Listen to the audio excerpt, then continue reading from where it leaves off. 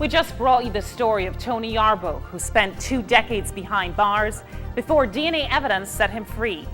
It's estimated there are thousands of others like Tony languishing in American prisons for crimes they didn't commit. The New York-based Innocence Project has helped free close to 200 of them through DNA evidence.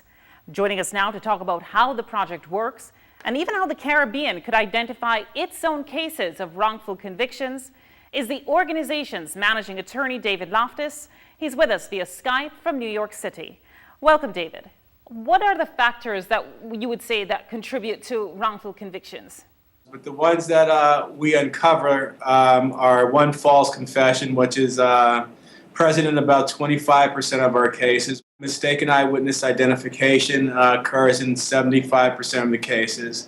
Then in the United States, they use a lot of unvalidated scientific techniques where they really haven't been proven to work. And so not surprising, in, say, 50% of the cases, you'll see that. And I know the numbers are adding up to way more than 100%, but some of the cases have 2 or 3 or 4 different causes of wrongful conviction. How many people would you say call you each year? And of those that call you, how many do you actually take?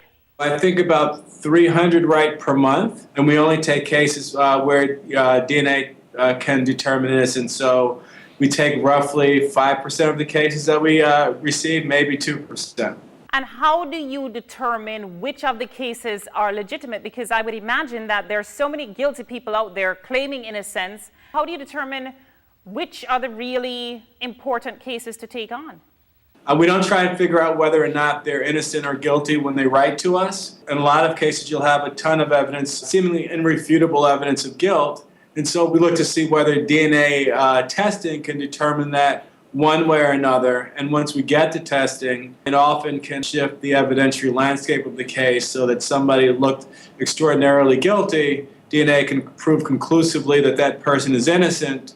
And how long does each case take? We have had cases here up to 8 years, 9 years. Wow. And we've had cases that we've done in a couple of years. You say on your website that about 70% of those exonerated by DNA testing are actually people of color. How many people would you say are from the Caribbean that you've dealt with? I wouldn't be able to give you a percentage on that. It's not something that we actually track. Obviously, in areas where you have more Caribbean folks, such as New York, there'll be a greater number than, say, Louisiana, where there may not be as many. Let's say somebody's listening right now here in the Caribbean and wants to implement something like an Innocence Project.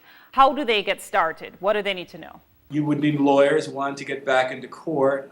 You would need support people to open and receive the letters. And then beyond that, you would need either money for testing or a mechanism in which the state that convicted the person would pay for the DNA testing so that you could establish innocence. David Loftus, thank you so much for joining us via Skype today. We've learned so much from you. Very insightful and very interesting work. Thank you so much for having me. I really appreciate the opportunity.